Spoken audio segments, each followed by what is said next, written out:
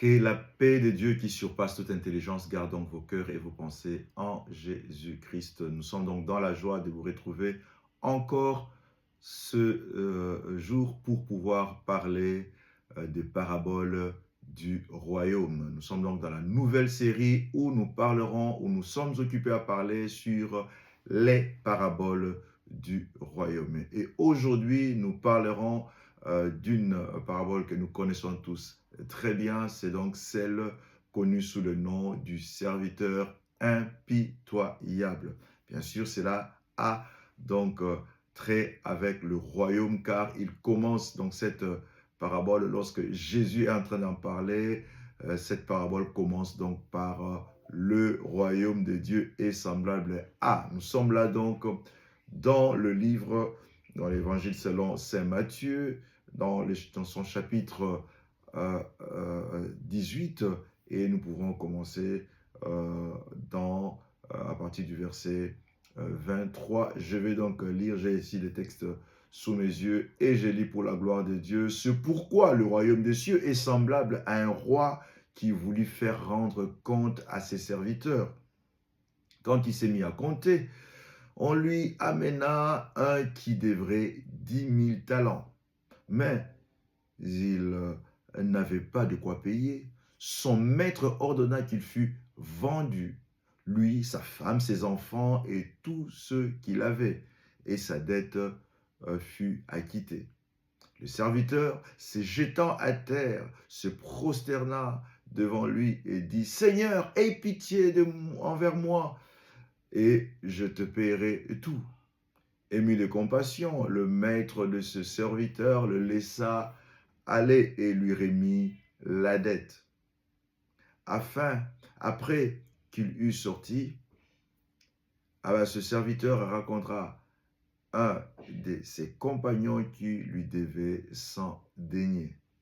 Il le saisit, il l'étrangla en disant « Paye ce que tu me dois. » Son compagnon, se jetant à terre, le suppliait, disant « Aie pitié envers moi et je te paierai. » Mais l'autre ne voulut pas, et il alla le jeter en prison jusqu'à ce qu'il eût payé tout ce qu'il devait. Ses compagnons, ayant vu ce qui était arrivé, furent profondément attristés et ils allèrent raconter à leur maître tout ce qui s'était passé. Alors le maître fit appeler ce serviteur et lui dit « Méchant serviteur, je t'avais remis en entier ta dette parce que tu m'avais supplié. Ne devrais-tu pas aussi avoir pitié de ton compagnon comme j'ai eu pitié de toi ?» Et son maître, irrité, le livra au bourreau jusqu'à ce qu'il eût payé tout ce qu'il devait. Verset 35. C'est ainsi que mon Père céleste vous traitera si chacun de vous ne pardonne à son frère de tout son cœur. Une très belle parabole que nous connaissons très bien, mais ici c'est l'occasion de pouvoir pouvoir l'étudier. Mais déjà, il faut dire que la leçon est donnée, l'interprétation n'est pas confuse parce que la leçon est très clairement donnée dans ce verset 35 qui dit très clairement « C'est ainsi que mon Père céleste vous traitera si chacun de vous ne pardonne à son frère de tout son cœur. » Mais entrons quand même, faisons une petite étude parce que c'est ça le but de notre programme. Faisons donc une étude sur cette parabole, cette belle parabole.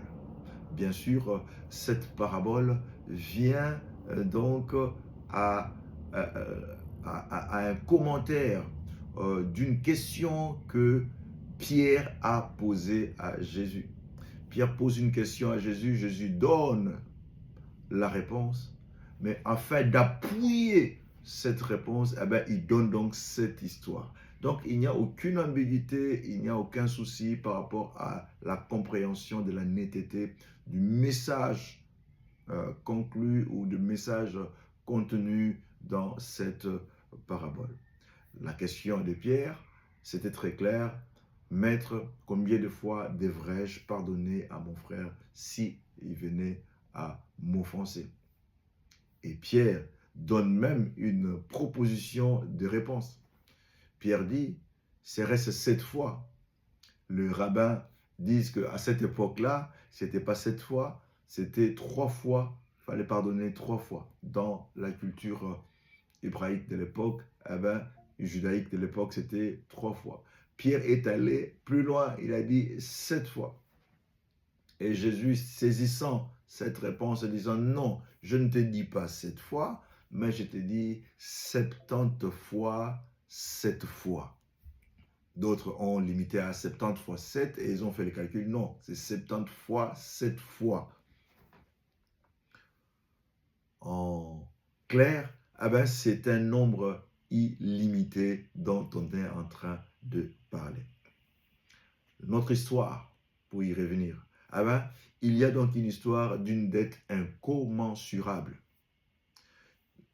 Nous voyons à partir du verset 23 jusqu'au verset 27, il y a un monsieur qui devrait à son maître, oui, à son créancier, il devait, on dit, 10 000 talents. Si nous faisons le calcul, c'est beaucoup d'années de salaire. Même aujourd'hui, ça serait l'équivalent de toute une carrière. On peut dire comme ça serait l'équivalent de toute une carrière. Mais cette personne devait cet argent. Et lorsque le maître voulait faire des comptes, il appela, il lui dit, mais rends-moi mon argent. Et le monsieur, il supplia son créancier, il se jeta par terre, il supplia. Le maître, ayant compassion, lui a donné. Alors, cette image illustre quoi? Il illustre donc notre condition face à Dieu. C'est lui qui nous a pardonné une dette immense.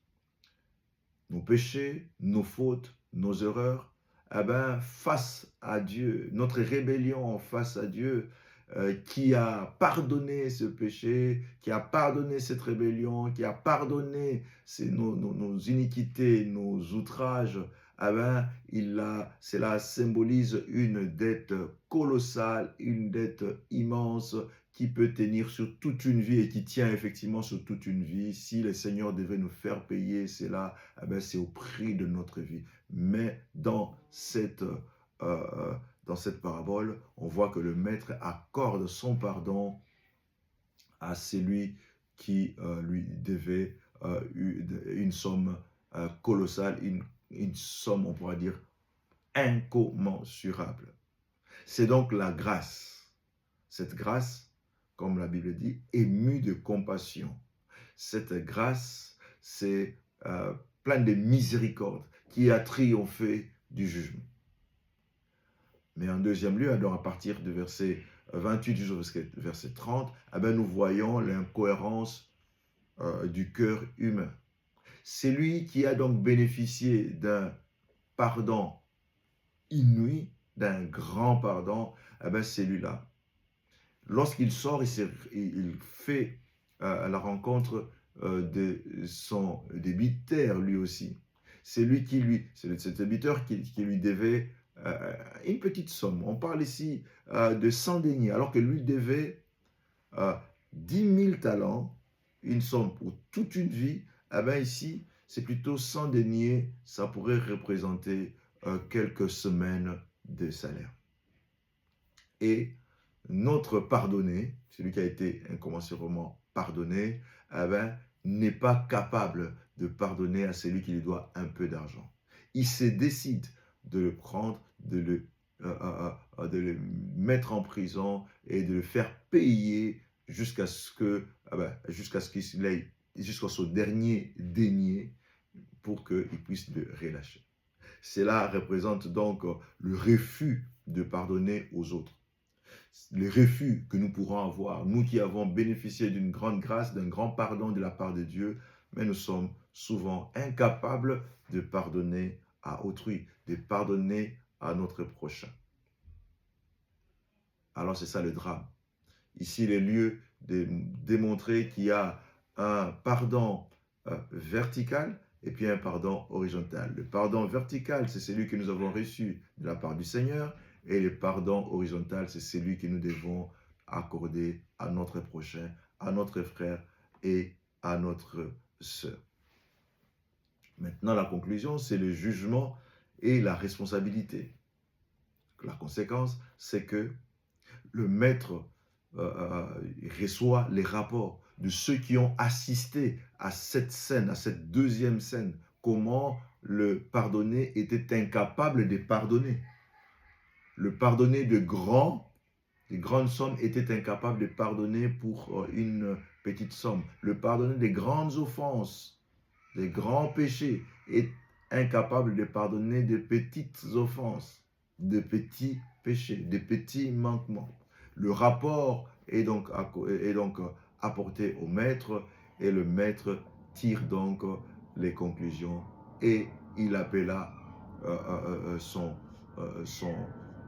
débiteur en lui disant: moi je t'avais pardonné des grandes sommes, pourquoi tu étais incapable de pardonner à ton ami pour une petite somme? Et pour cette raison-là, il les prend, il a donc jeté auprès, ou l'a livré au bourreau, qui l'ont outragé lui également jusqu'à ce qu'il puisse payer. J'imagine qu'il n'a pas pu tout apurer parce que ce n'était pas possible.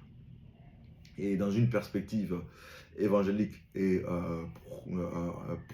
on va dire protestante ou pentecôtiste, nous pouvons dire que le pardon vertical de Dieu envers nous, il est très grand, et que nous sommes dans il nous est donc demandé de pardonner également à autrui, de pardonner les offenses que les autres nous ont donc causé du tort.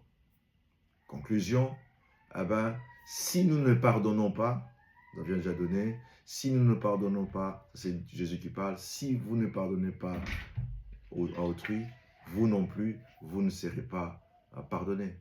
Ah, c'est une phrase qui choque, mais cette phrase-là, elle est compatible avec la phrase dans la prière de notre Père: pardonne-nous nos offenses, comme nous pardonnons aussi à ceux qui nous ont offensés. C'est donc là une parole très claire et qui nous concerne nous tous. Mesdames et messieurs, voilà donc cette petite contribution par rapport à cette série de paraboles du royaume. Que la paix de Dieu, qui surpasse toute intelligence, garde donc vos cœurs et vos pensées, nos cœurs et nos pensées, en Jésus-Christ notre Seigneur et notre Sauveur. Amen. À la prochaine.